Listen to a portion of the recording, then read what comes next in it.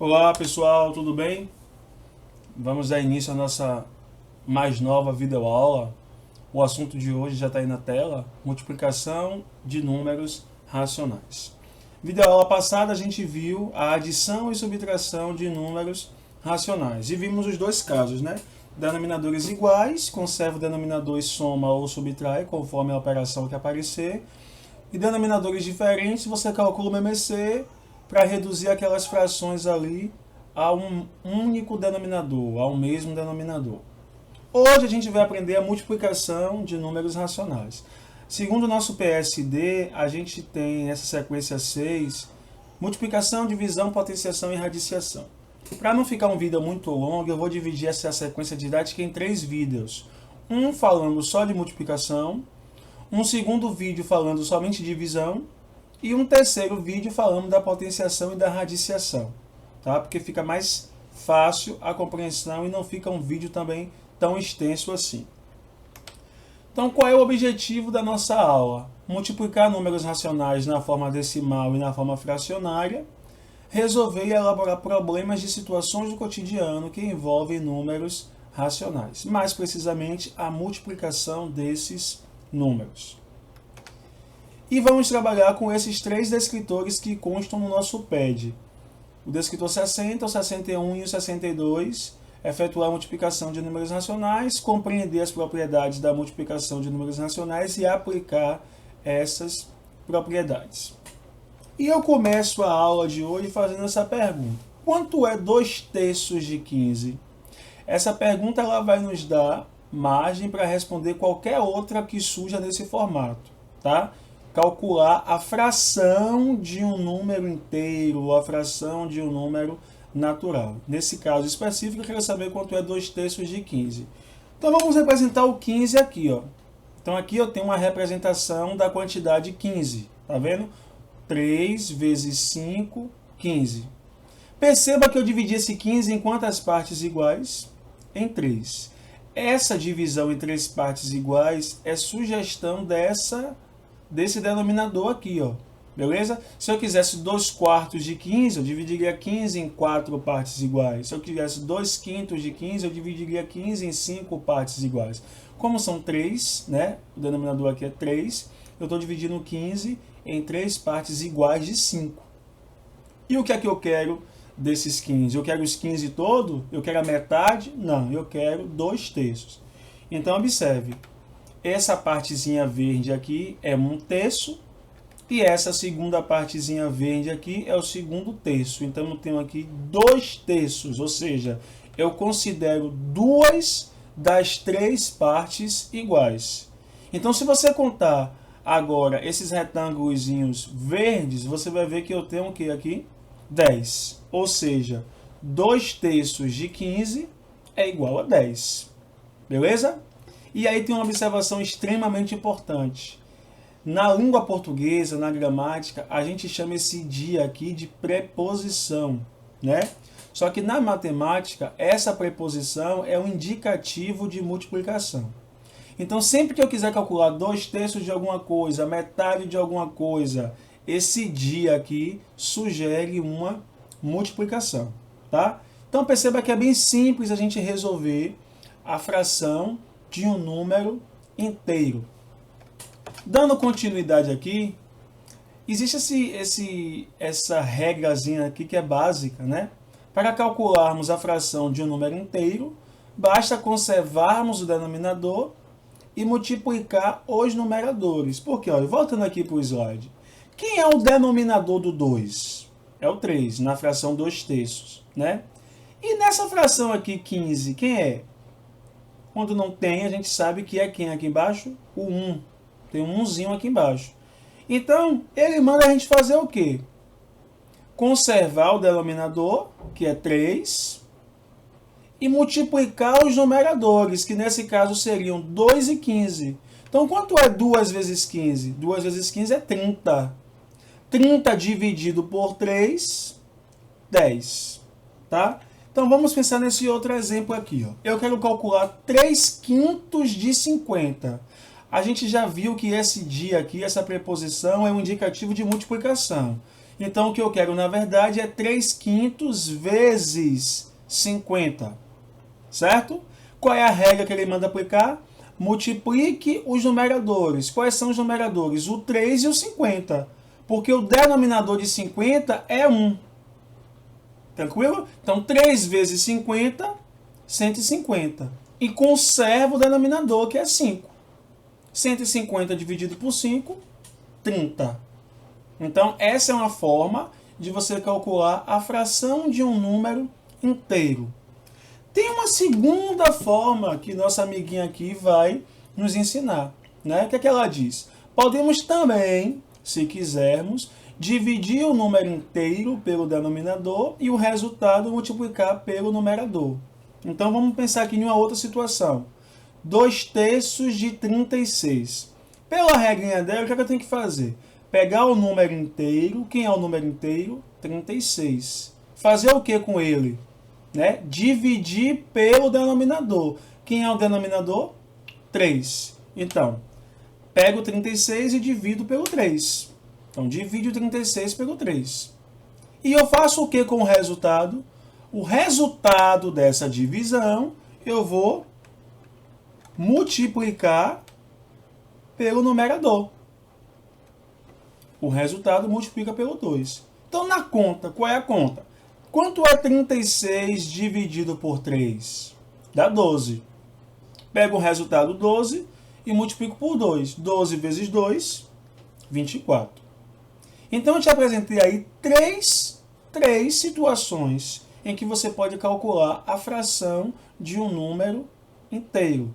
Você pode desenhar, que foi o nosso primeiro exemplo, e representar lá através de desenho, ou como a gente fala, geometricamente, porque a gente está se utilizando de retângulos. Eu posso fazer o segundo caso, que é multiplicar os numeradores e conservar o denominador. Ou eu posso fazer essa terceira opção aqui.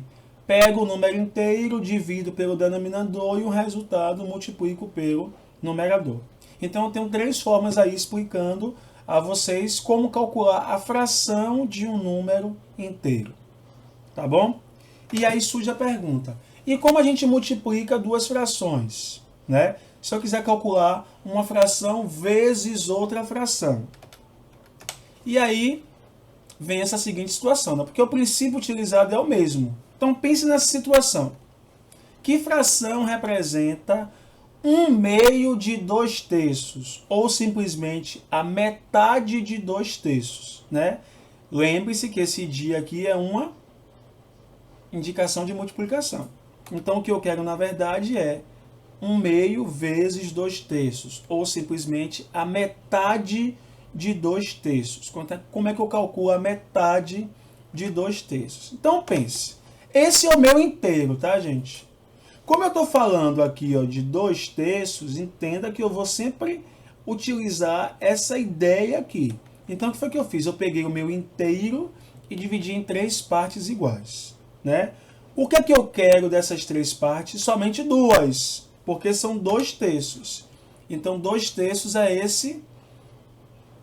esses 2 retângulos verdes aqui. Eu só estou considerando 2 partes das 3 em que eu tinha.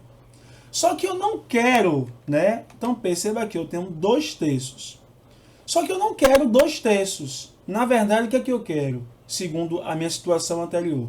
Eu quero a metade disso. Eu quero a metade de 2/3. Então, como é que eu vou calcular? Eu vou pegar esse meu 2/3 aqui e dividir no meio, tá vendo? Dividir em 2 partes iguais aqui. Só que essa parte roxa aqui não me interessa, né? Porque só me interessa o quê? Os meus 2/3 aqui, certo?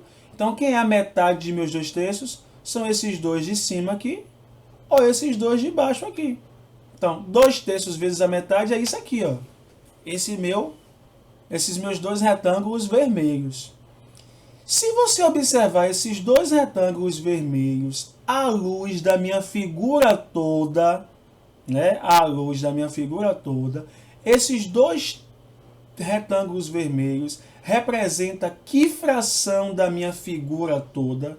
Então, a minha figura toda agora está dividida em 6 partes iguais, certo?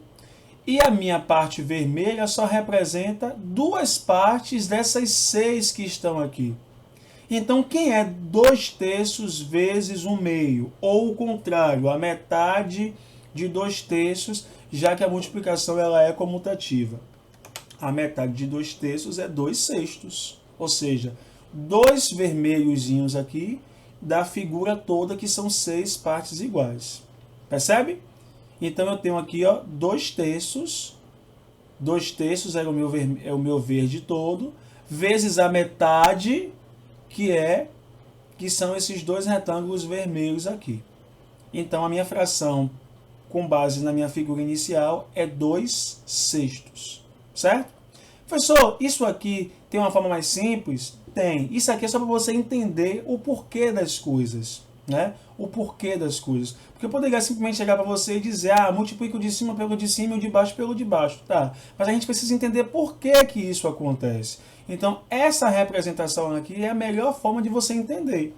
A regra, ela é simples. Né? Na prática, o que é que eu faço? Multiplico o numerador com o numerador e denominador com denominador. Vou voltar aqui o slide. 2 vezes 1, 2. 3 vezes 2, 6. Então, aqui é a regra, mas aqui é a exemplificação da regra, o porquê que vem a regra. Tá? Claro que aqui também, gente, a gente vai simplificar depois, e a gente vai ter uma videoaula explicando como simplificar as frações. Tá bom, gente?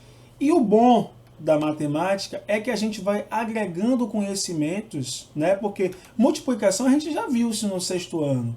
Ano passado a gente já viu multiplicar frações. Agora a gente vai expandir isso com as regras dos números inteiros, né? A gente vai expandir as frações para os números negativos. Só que a gente já aprendeu as regras de multiplicação de números inteiros, né? E a regra da multiplicação dos números inteiros, elas também são válidas para os números racionais. Por quê? Porque o conjunto dos números inteiros está dentro do conjunto dos números racionais. Então, tudo que serve para os inteiros vai servir para os racionais em vias de regra.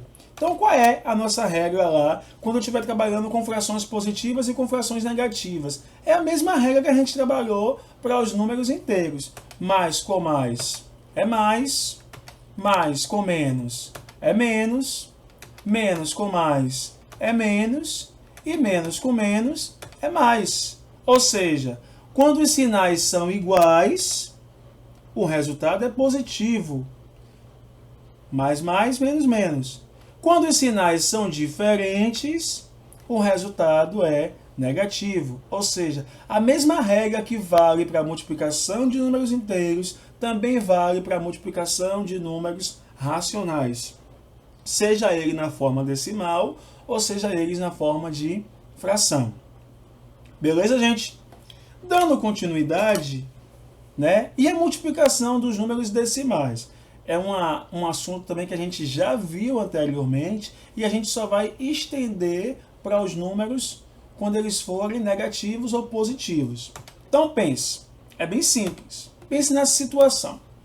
1 quilo de carne de primeira é R$ 28,75.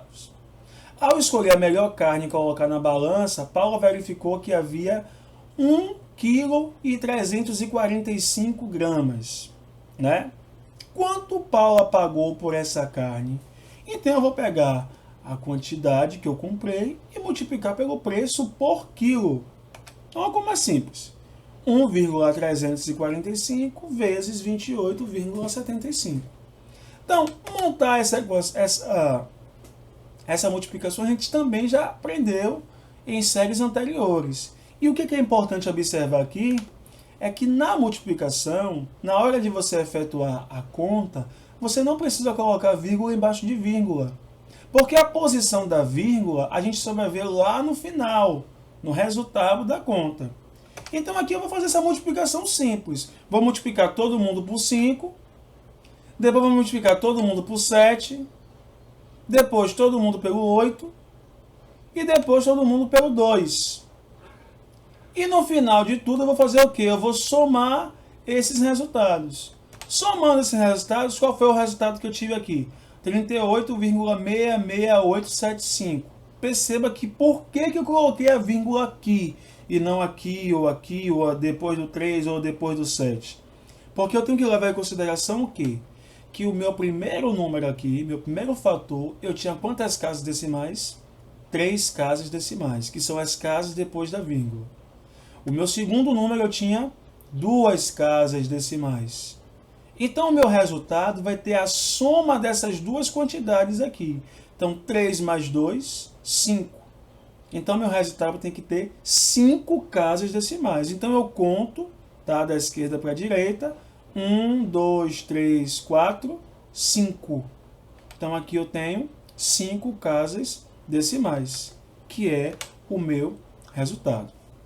Tá bom, gente? Então na multiplicação eu não preciso colocar vírgula embaixo de vírgula. Mas no resultado eu preciso fazer o somatório de casas decimais de um fator com outro fator e considerar aqui embaixo.